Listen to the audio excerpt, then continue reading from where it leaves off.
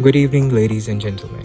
This is Hussein Khalid, and today I will do a review of literature on a topic that we have covered at Monash University's Master of Project Management. The topic will also have my reflection of past experience and what sort of ethical implications does this topic have. So, the topic that I will select is influential leadership through knowledge management. Now, let's get to the roots of the topic. Who are the leaders? What do they do?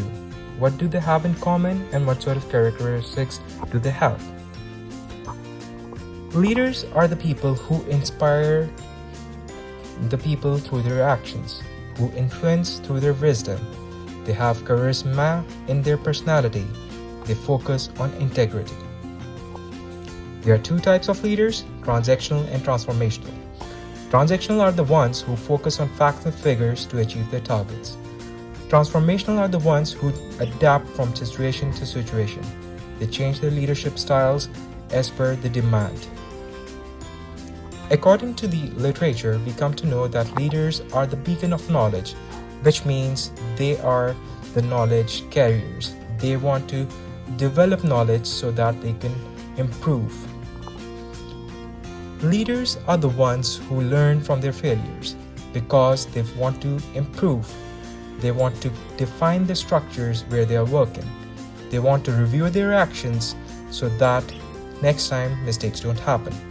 They want to see what were the reasons why their team broke down. Leaders provide knowledge-oriented leadership. Why is that? Because they want their team to learn from it. They want their organization to learn from it because it's the knowledge that keeps them motivated. It's the knowledge that keeps them going. Leaders learn from everything. Why? Because they think that experiences matter instead of skills. Experiences are the ones who teach you to adapt from situation to situation. Leaders think big. Why? Because they think long term. And in order to think long term, they come up with short term strategies. And in order to achieve long term goals, they have short term strategies so that they keep on focusing on the bigger picture. Then leaders develop high performance teams so that they can efficiently and effectively achieve their targets. They create a culture of collaboration so that their knowledge management process can be improved, team can learn, and leadership style can collaborate. Now coming towards team knowledge management. Leaders create that sort of thing because they want to increase creativity. They want to improve together. They want to increase their performance extrinsically and intrinsically. They also provide faster access to knowledge because of team knowledge management. They have information sharing techniques and multi-direction information flow because information is going everywhere and information is getting transformed into knowledge. They achieve their goals together. They have one vision, one dream, and one goal. Now the question arrives, are the leaders born or they're made? There are two schools of thoughts for this, great man theory and behavioral theories. Great man theory suggests that leaders are always born, they are never made. The people who have leadership characteristics are the ones who will become leaders in the future. Whereas the behavioral theory suggests that leaders always learn from their experiences, and through their experiences, leaders are being made. Now we focus on theories. There are a lot of theories: action theory, reasoned action, social expectancy. But today I will focus on theories that are based on knowledge management. The first theory is a theory of knowledge management.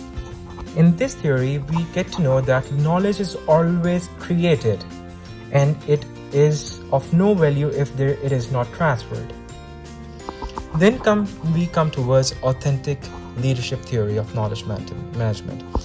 It tells us that leaders create intensive knowledge-based organizations to increase the positive environment of the organizational culture.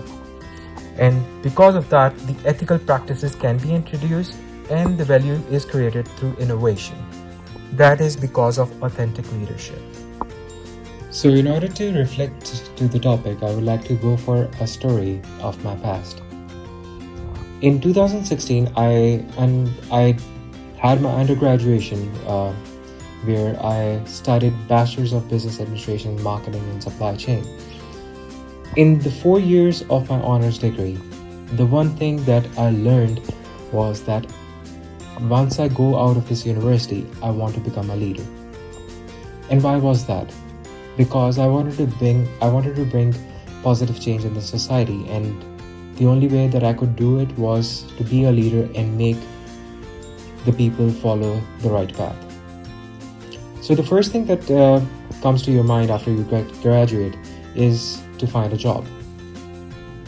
Now, finding a job in Pakistan was quite difficult, but I got lucky and I got a paid internship at Airblue. It was a airline industry job, and I was one of the operations associate over there. The moment when I was about to join that company, I got an offer letter from the Resource Group, that was an artificial intelligence company in Pakistan and in the world.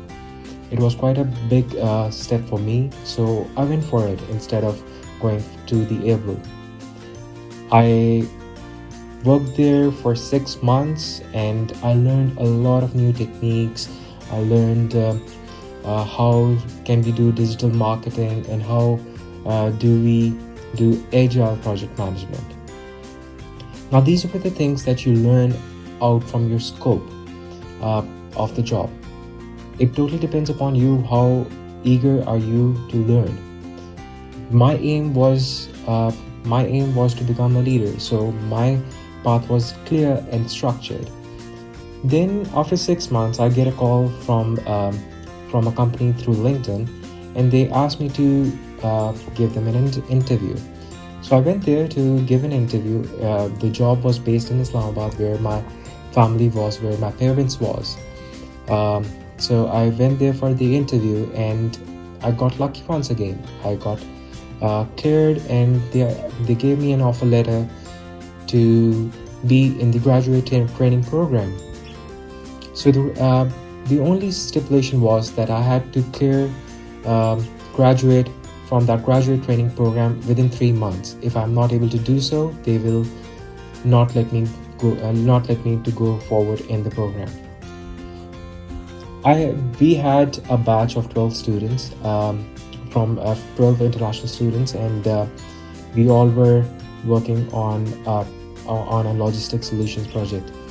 And by the end of 3 months, 11 of the graduates made it successfully to the real world, whereas I was given an extension in the training program, and I didn't know what I had done wrong. But it got me demotivated. But when you are demotivated, you are not able to work. That was the thing that kept me going. My demotivation led me to motivation, that this is a world class opportunity for me to learn from this company, and that's what I did. I struggled, I survived, and I made it after that twice extension of the graduate training program. In the end, when they were trying to offer me a permanent position, they offered me a team lead role instead of a permanent position. I was asked to lead the team of the same batch that I was working with. When I went there, I had only one question: why me? Why am I being made a team lead? Because I thought that they were better than me. So I wrote an email to my CEO and I asked him that, why did you choose me over them?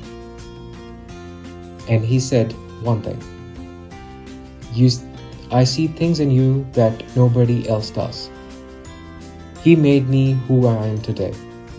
I'm a leader, and I'm leading a virtual team and teams of approximately 43 people now. So I had the opportunity to work with young minds and older people. The older, higher experienced individuals were giving me a hard time, and when I went there and I talked to them, each and every one of them, I asked them, if you want me to be a better person, I can be a better person, but it's totally up to you for how you shape me to be a better person. They started working with me coherently, and we started working for the team goals and the organizational goals. Then I came to Monash, and I learned another thing, that while you are a leader, you have to be a manager on top.